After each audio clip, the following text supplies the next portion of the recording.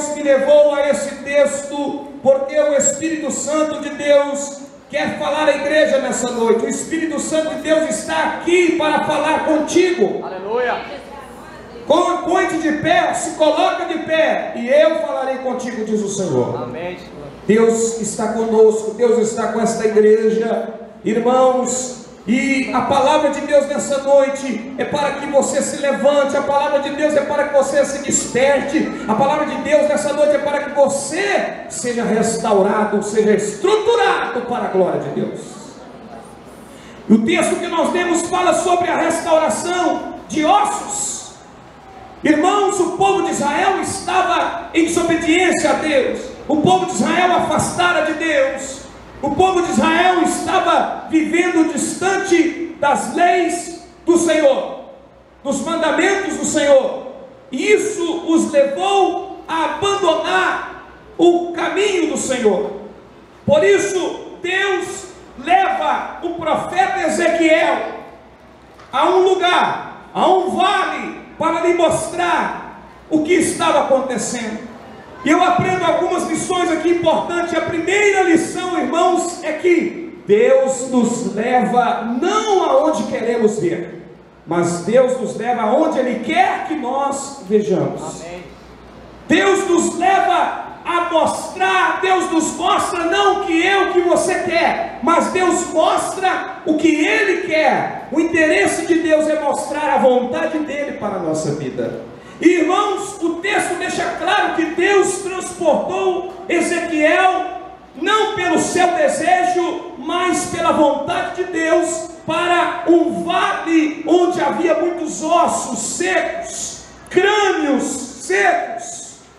Deus, Ele nos dá visões que às vezes nós não entendemos. Deus nos mostra coisas que nós não gostaríamos de ver. Permita agora contar à igreja.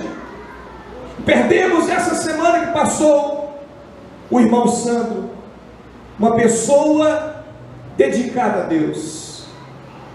E a família conta que quando ele vinha para tocar o teclado, ele saía muito apressado, porque ele queria estar aqui, ele não gostava de chegar atrasado.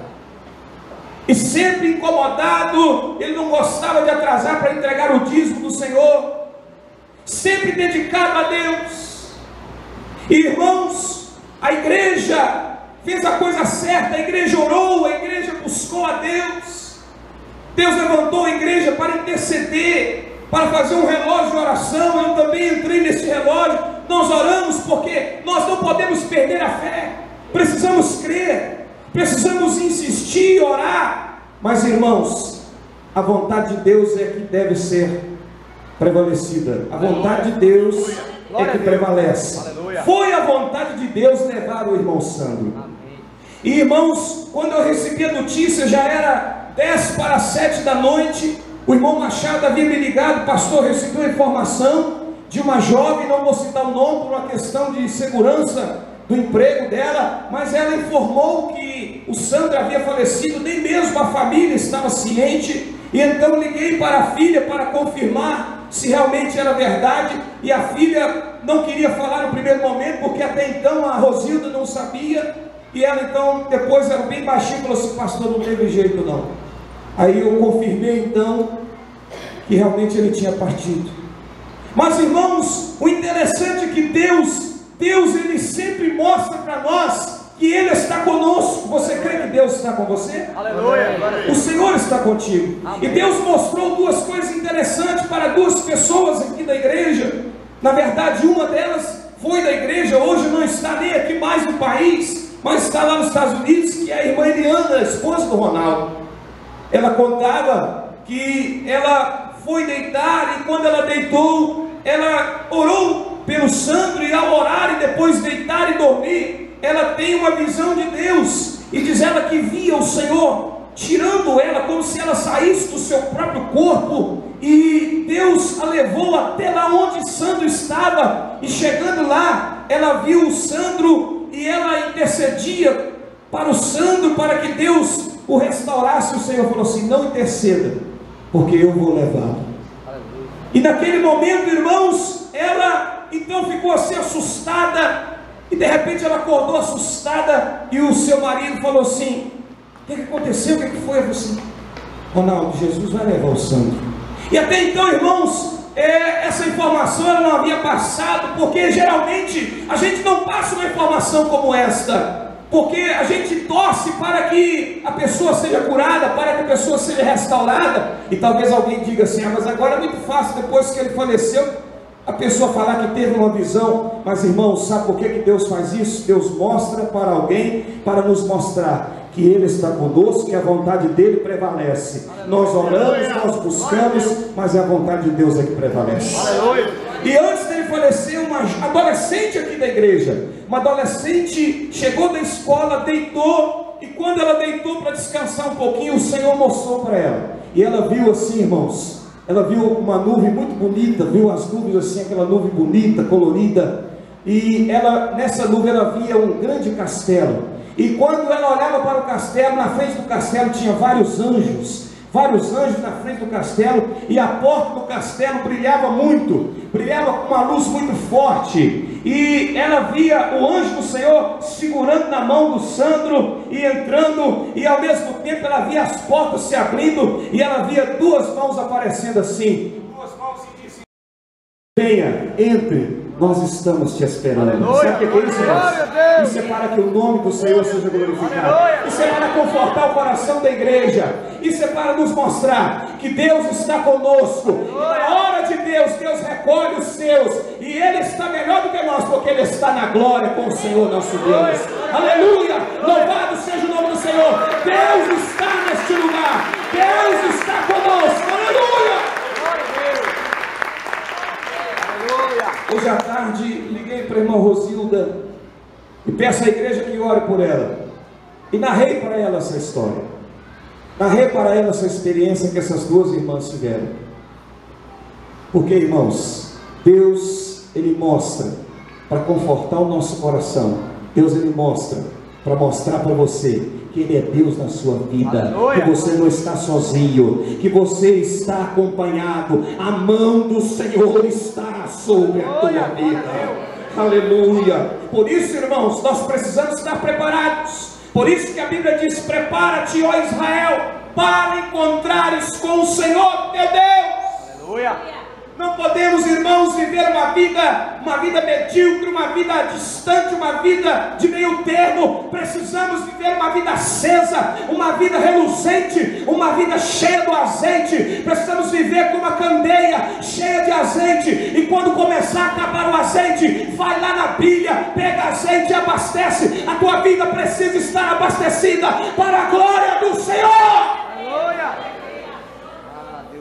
Irmãos, então Deus, Ele vai nos mostrar aquilo que nós muitas vezes não queremos ver, porque é bom você ver coisa bonita, é bom você ver coisas agradáveis aos olhos, mas Deus levou o profeta para uma paisagem cheia de ossos secos. Deus levou o profeta porque Deus não mascara situações. Deus, Ele não trabalha com maquiagem. Ele vai mostrar o vale de ossos secos, não é para você ficar lá, e sim para você entender que Ele é Deus, e entender o que Ele pode fazer através de você. Aleluia. Eu aprendo nesse texto também que a visão de Deus não é para você ficar prostrado, mas a visão de Deus é para você andar e se mover. O verso 2 diz: e me fez passar em volta deles. Deus levou o profeta Ezequiel a passar em volta daqueles ossos. Deus levou o profeta para que ele andasse no meio daqueles ossos. Uma coisa é você andar no meio do jardim, outra coisa é você andar no meio do vale. E muitas vezes no vale nós vamos ver coisas secas, vamos ver coisas inertes. Muitas vezes no vale você vai se sentir, irmãos, você vai se sentir parado, você vai se sentir inerte, você vai se sentir paralisado, você vai se sentir pequeno. Mas Deus vai te levar lá e vai te mostrar que Ele é Deus na sua vida. Aleluia. Deus mostrou para Ezequiel, ele precisava andar no meio daqueles ossos. ele precisava andar. Irmãos, eu quero dizer para você que mesmo se você estiver no vale, você precisa continuar andando. Vai andar na tua vida ministerial, vai andar, meu irmão, na tua vida, na sua família, vai andar no teu dia a dia. Você vai andar não sozinho, você vai andar acompanhado por Deus. Amém, glória a Deus. Você vai andar acompanhado pelo Senhor, acompanhado pela mão de Deus, porque o profeta disse que a mão do Senhor me levou. Só a mão do Senhor pode tirar você de um lugar comum. Só a mão de Deus pode te arrancar de uma zona de conforto e te colocar num lugar onde necessita de libertação. Somente a mão de Deus é que podia tirar Ezequiel onde ele estava e colocá-lo no meio daquele vale de ossos secos.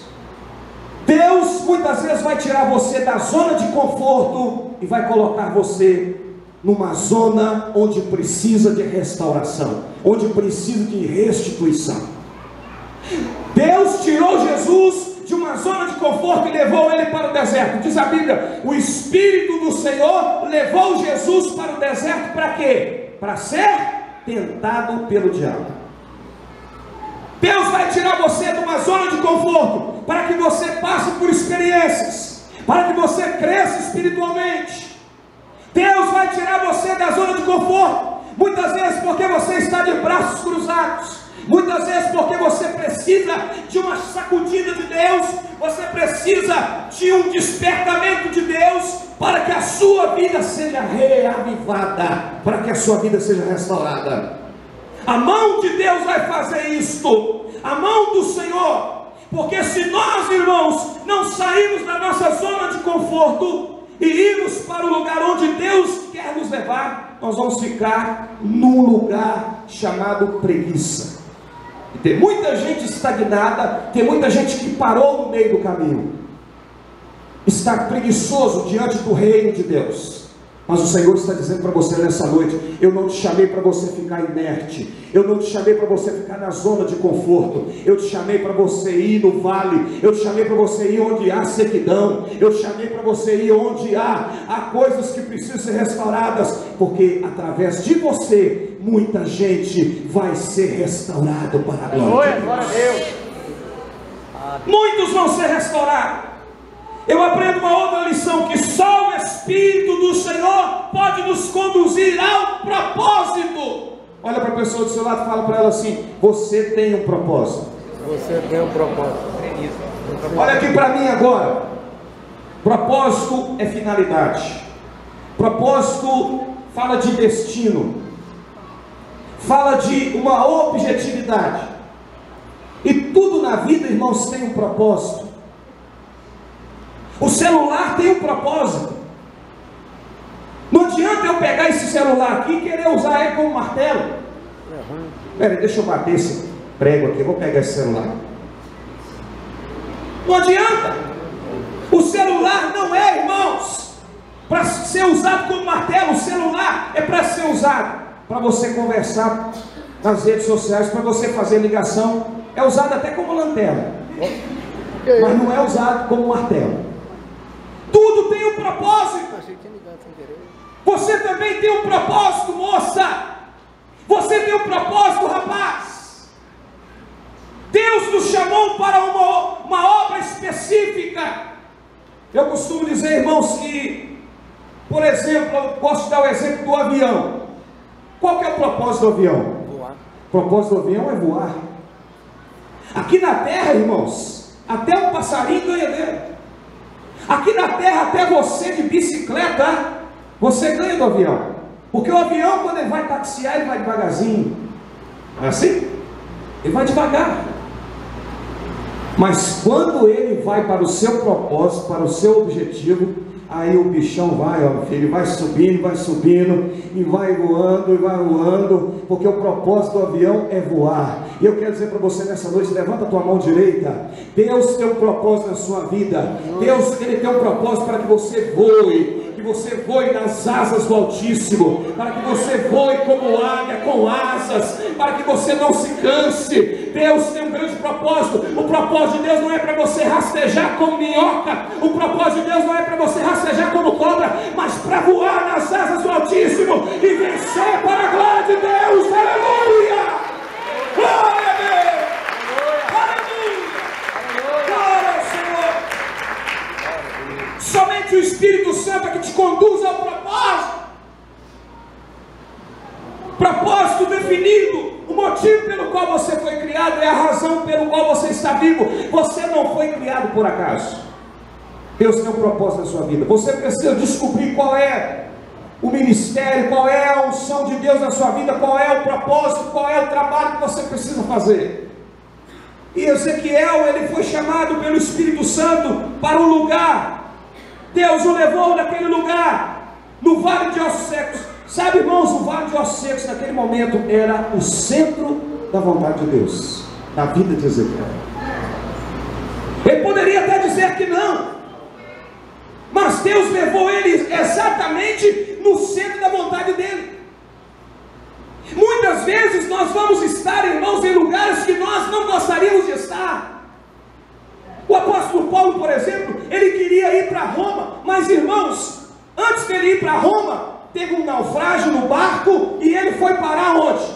Num lugar chamado Ilha de Malta. Paulo não queria estar ali na Ilha de Malta, Paulo queria estar em Roma. Mas lá mesmo onde ele estava, que não era o lugar que ele queria estar em Roma. Mas mesmo estando lá na Ilha de Malta, ele foi bênção na mão de Deus. Amém. Tinha lá um pai de um homem chamado Públio, que estava com desinteria, estava com a diarreia brava, e Paulo orou por ele e ele foi abençoado. Paulo, irmãos, ele também não ficava parado. Tinha um pessoal precisando lá de esquentar. Paulo foi buscar uns gravetos lá, e quando ele pegou os gravetos, veio uma víbora e picou a Paulo, e Paulo não aconteceu nada com ele. As pessoas começaram a achar que ele era um Deus, mas ele disse assim: olha, gente, eu não sou Deus não, eu sigo o Deus Altíssimo, eu sigo o Deus dos deuses, mas eu não sou Deus. Não me adore, adore a Ele, adore ao Senhor. Irmãos, mesmo que você esteja num lugar que você não gostaria, você gostaria de estar em Roma, mas você está em Malta, mas lá em Malta, seja uma bênção, seja um instrumento de Deus, seja, irmão, um canal de bênção. Glória a Deus. Ezequiel estava no lugar de crise. O Vale de Ossos Secos era um lugar de crise, um lugar crítico, mas era o centro da vontade de Deus, era o propósito de Deus. E eu aprendo, irmãos, que a obediência de Ezequiel o levou a grandes bênçãos. Olha aqui para mim, somente a obediência irrestrita é que nos faz encarar a crise. Ezequiel, para encarar aquela crise daquele Vale de Ossos Secos, Ângela, ele precisava obedecer. Regiane, para você obedecer, você precisa encarar a crise. E para você encarar a crise, você precisa obedecer. Porque, irmãos, quem não está disposto a obedecer, não vai encarar a crise. Mas quem está disposto a obedecer, vai encarar a crise, mas não está sozinho. O Deus que está com ele vai lhe dar a vitória sobre a crise. Aleluia. Ezequiel, ele foi obediente. Quando Deus levou ele àquela crise, aquele vale de ossos secos, ele não fugiu. O que ele viu? Ele viu uma grande dimensão de crise. Ele viu assim, ossos numerosos e sequíssimos. Eram numerosos, estavam amontoados e secos.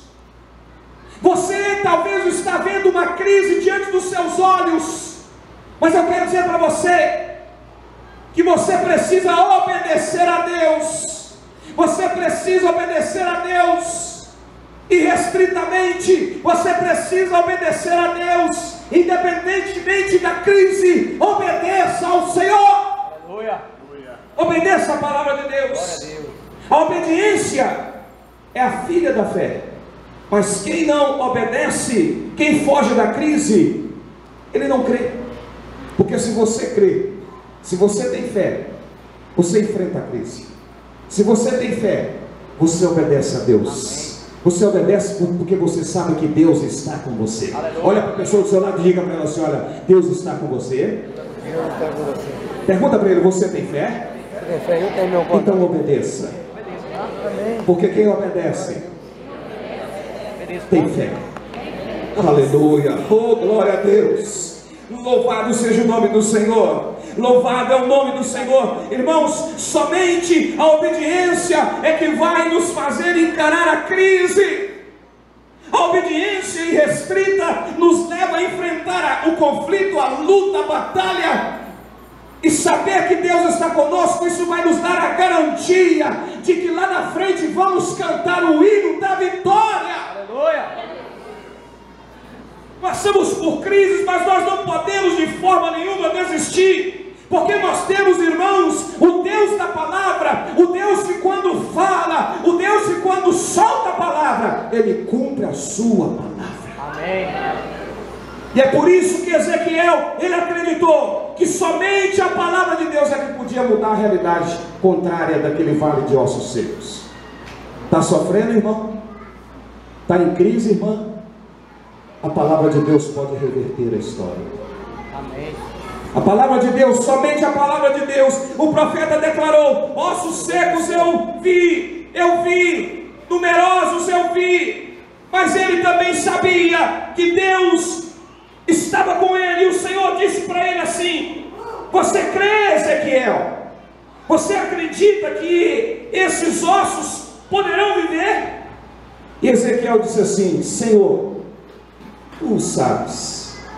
Olha, irmãos, aqui a intimidade de Ezequiel. Ele conhecia o Deus que ele servia. Ele entendia que Deus é o Todo-Poderoso. E ele disse: Senhor, tu sabes. Ele sabia que Deus poderia restaurar aqueles ossos. Era como, em outras palavras, se Ezequiel dissesse assim, ele estava dizendo: olha, a palavra final não é do exame médico, a palavra final não é do médico, a palavra final não é do patrão, a palavra final não é do homem, a palavra final pertence ao Senhor. Tu sabes, tu sabes, tu sabes, tu sabes. Aleluia! Glória a Deus! A palavra final, irmãos, não é do homem, a palavra final é de Deus. Aleluia! A palavra final não é da saúde, a palavra final é do Deus que dá saúde. Amém. A palavra final não é do médico da terra, é do médico dos céus. Amém. Aleluia. A palavra final é de quem pode todas as coisas. A palavra final é de quem tem autoridade. E o Senhor então falou para Ezequiel assim: profetiza sobre estes ossos. Você vai ver uma crise diante dos seus olhos, Silvânia, mas Deus está dizendo: profetiza. Amém. Leonardo, você vai ver um vale de ossos secos diante dos seus olhos, mas Deus está dizendo: profetiza. Igreja do Senhor, Deus vai dizer para você: profetiza. Amém. Porque quando você profetiza da parte de Deus, Deus ele está ouvindo a tua palavra que sai da tua boca. Aleluia. Irmãos, é claro que Deus ele não vai curar todas as pessoas, nem todos serão curados, nem todos terão bons empregos para ganhar altos salários, para terem altos cachês, nem todos serão famosos, nem todos, irmãos, terão muita regalia financeira. Mas uma coisa é certa, Jesus ele disse: eu vim para que tenham vida e tenham com abundância. Amém. Mesmo você ganhando salário mínimo, mesmo você ganhando pouquinho, mas você pode ser abençoado, porque a palavra do Senhor está sobre você. Aleluia. Deus me fez lembrar, irmãos, de algo que aconteceu, e eu estava de madrugada, acordei de madrugada, minha esposa acordou também, eu contei para ela, a gente começou a rir, mas ao mesmo tempo glorificar a Deus. Há uns 16 anos atrás, o meu irmão precisava tirar a carteira, e na época você podia tirar a carteira em qualquer carro, não precisava ser, não tinha que ser o carro da autoescola, podia ser o seu carro mesmo. E meu irmão, na época, família passou muita dificuldade, apesar de estarmos trabalhando, mas morávamos de aluguel. Meu irmão tinha um Fusquinha, nada contra Fusquinha, irmãos, né? Mas na época, meu irmão, há 16 anos atrás, tinha um Fusquinha 66, você imagina, pensa bem, põe sentido. E aí meu irmão foi com aquele Fusquinha e falou assim, não, vamos lá para você tirar a carteira e tal, vamos, vai dar certo. Já tinha feito todos os exames psicotécnicos e estava agora preparado para fazer o exame de rua. E eu fui com ele e disse, não, você vai tirar em nome de Jesus. E nós chegamos lá, irmãos, quando nós chegamos ali no Veneza, aqui no Veneza 1, que era o exame, ele colocou o Fusquinha e antes de fazer o exame, o examinador tinha que fazer a vistoria. Então ele fazia a vistoria, e meu irmão entrou dentro do carro, e atrás ali o examinador e eu do lado. O examinador falou assim, pisa no freio, beleza, acendeu, seta para a direita, beleza, seta para a esquerda, a seta, quem disse que acendia? E eu comecei a bater assim, no farol do carro, peraí, deixa só um minutinho, e nada que funcionava, seta para a esquerda, anda rápido aí rapaz, e meu irmão colocou e nada. Aí o examinador falou assim, tira essa porcaria que está ocupando lugar aqui na frente, tira esse troço aqui. Aí quando meu irmão foi bater a chave para poder tirar o carro, quem disse que o carro pegou? Aí eu juntei uns 5 lá, na hora do exame, tentando dizer, me ajuda aqui a empurrar aqui.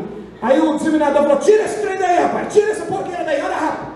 E aí nós fomos empurrando o Fusquinha e tal, tirando ele dali, aí Jesus amado. E meu irmão assim chateado, falou assim, não, você vai tirar essa carteira em nome de Jesus. E aí eu lembrei que tinha um irmão Tião Pedreiro, esposo da irmã Cida, lá no bairro Esperança. Ele estava trabalhando ali no bairro mesmo. Disse, vamos lá no Tião, que o Tião tem um golzinho velho lá que vai dar certo.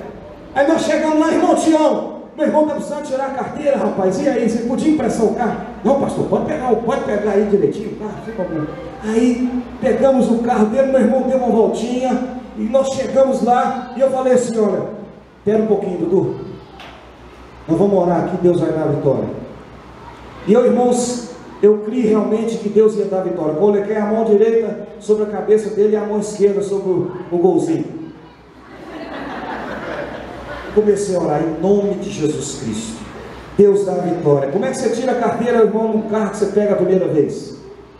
Deus é Deus que honra, Deus é Deus que dá a vitória. O meu irmão foi na fé, nós chegamos lá, colocou, ele falou, senhor examinador, arrumei esse carro para tirar a carteira. Tomara que essa porqueira funcione também, porque o outro não funcionou. E aí meu irmão sentou, ele foi, seta para a direita, seta para a esquerda, tudo certinho, pisa no freio, farol alto, farol baixo, olhou direitinho. Vamos lá então fazer o exame. Entrou no carro e eu lá, orando, Jesus faz a obra, Jesus dá a vitória, abençoa. Irmãos, deu uma volta no bairro, uns 3 minutos, daí 3 minutos meu irmão chegou, o examinador falou assim, ok, você tirou a sua carteira. E eu dei um glória a Deus, eu dei um pulo, glória a Deus. Sabe por quê, irmão? A palavra que você profetizar, Deus vai honrar. Aleluia, você crê nisso? Você crê nisso? Glorifica o nome de Jesus, aleluia, glória a Deus, glória a Deus, aleluia. Irmãos, na vida a gente passa por luta, na vida a gente passa por aflição, na vida a gente passa por crise, na vida a gente chora, na vida a gente entristece, na vida a gente fica decepcionado, na vida a gente pensa em parar, mas uma coisa é certa, Deus está conosco, e cedo ou tarde, você vai ver a mão de Deus sobre a tua vida. Glória a Deus, aleluia, aleluia. Louvado é teu nome, Senhor. Glória a Deus. Nosso Deus é o Deus da esperança. Verdade. Diante das pressões do mundo, vem o desânimo. Aí eu te pergunto, vale a pena ser crente? Eu digo para você que vale a pena ser crente. Vale a pena ser crente. Vale a pena ser quente no fervor do Espírito. Amém. Vale a pena nos sentirmos como ossos secos, mas em Deus está toda a nossa esperança. Em Deus está a nossa esperança. A mão do Senhor está sobre nós. Amém. Glória. Ainda há esperança. O nosso Deus é o Deus do impossível. Ele perguntou a Ezequiel, poderão viver esses ossos? Irmãos, Deus falou para Abraão assim, olha Abraão, você vai ter um filho. E Abraão avançado de idade, e Sara, eu imagino, estava escutando atrás da porta, ela estava em outro ambiente, ela deu uma risada. E aí o Senhor falou assim, por que você riu, Sara? Porventura há algo difícil para Deus? Porque é impossível para o homem, mas para Deus é possível. E Sara, avançada de idade, ela teve o seu filho. A resposta humana à pergunta de Deus é não. A resposta humana é: não é possível, é difícil. Mas a resposta de Deus é: vai dar certo, porque eu sou Deus Todo-Poderoso. O nosso Deus é o Deus que vivifica, é o Deus que traz vida. E o texto diz: o Senhor falou, ouve a palavra do Senhor.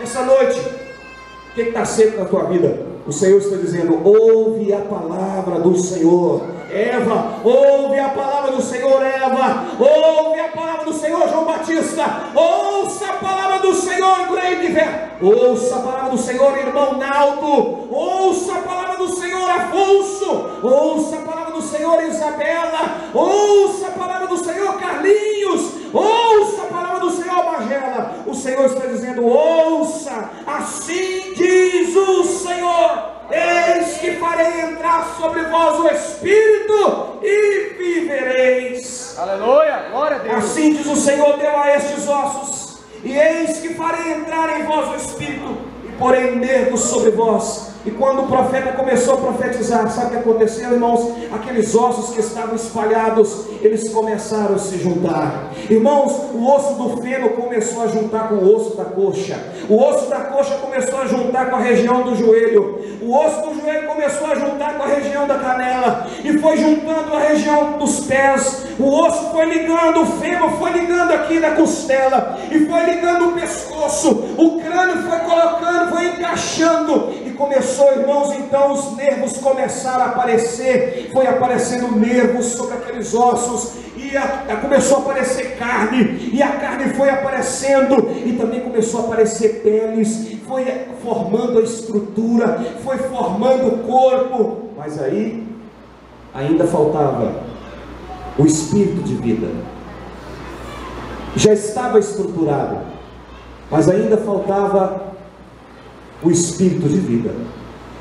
Faltava ainda o sopro para que aqueles corpos já estruturados vivessem. E então, irmãos, aqueles ossos começaram então a se posicionarem. A carne, o nervo começou a chegar naqueles corpos, a pele foi formada. E aí o Senhor disse: olhei e vieram nervos sobre eles. O profeta dizendo: e cresceu a carne, estendeu a pele, mas não havia neles espírito. E ele me disse: profetiza ao Espírito, profetiza ao Filho do Homem, e dize ao Espírito: assim diz o Senhor Deus: vem dos quatro ventos, ó Espírito, e assopra sobre esses mortos para que vivam. E profetizei como ele me deu ordem. Então o Espírito entrou neles. Irmão, sabe o que aconteceu quando o Espírito Santo entrou? O Espírito entrou neles, aí aconteceu o primeiro fato: houve vida. Aquilo que estava seco, desestruturado, ganhou vida. Quando você começar a orar, o Espírito do Senhor vai manifestar, e aquilo que não tem vida vai ter vida. Aquilo que está seco vai receber o orvalho, vai receber a água, vai receber a bênção de Deus. Você crê nisso, igreja?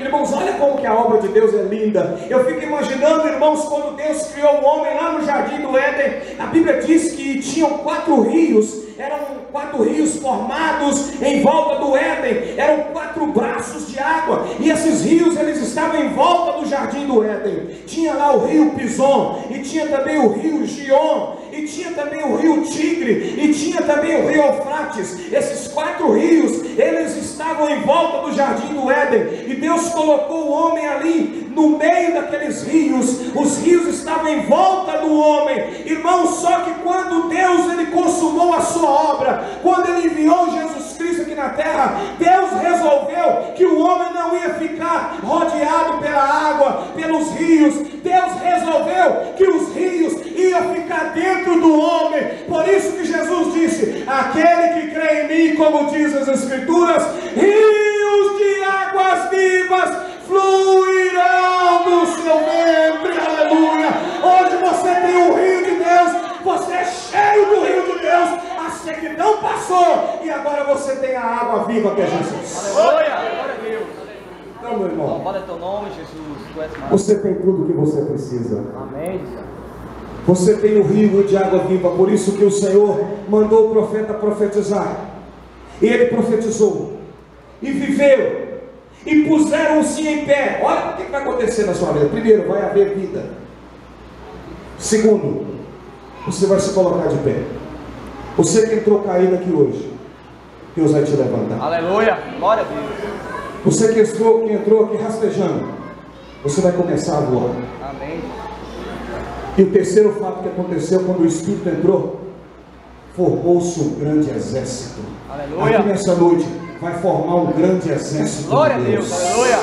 O exército de Deus vai se formar aqui nessa noite. Aleluia. Aleluia. Porque o Espírito Santo traz vida. Verdade. O Espírito traz vida. Glória a Jesus. Portanto, irmãos, para encerrar essa mensagem, tem algo aqui que me chama a atenção. Sabe o que é? O osso aponta para a estrutura. Deus, antes de dar o fôlego de vida para aqueles ossos, para aquele corpo que se formou, Deus fez primeiro o que? Os ossos se ajuntarem. Depois veio os nervos, depois veio a carne, depois veio a pele, mas primeiro os ossos se ajuntaram. Osso significa estrutura.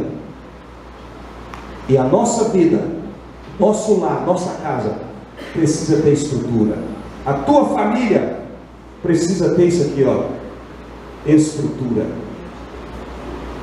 Nós precisamos de estrutura. Sabe por que tem muita gente que está como vale de ossos secos hoje, Roseli?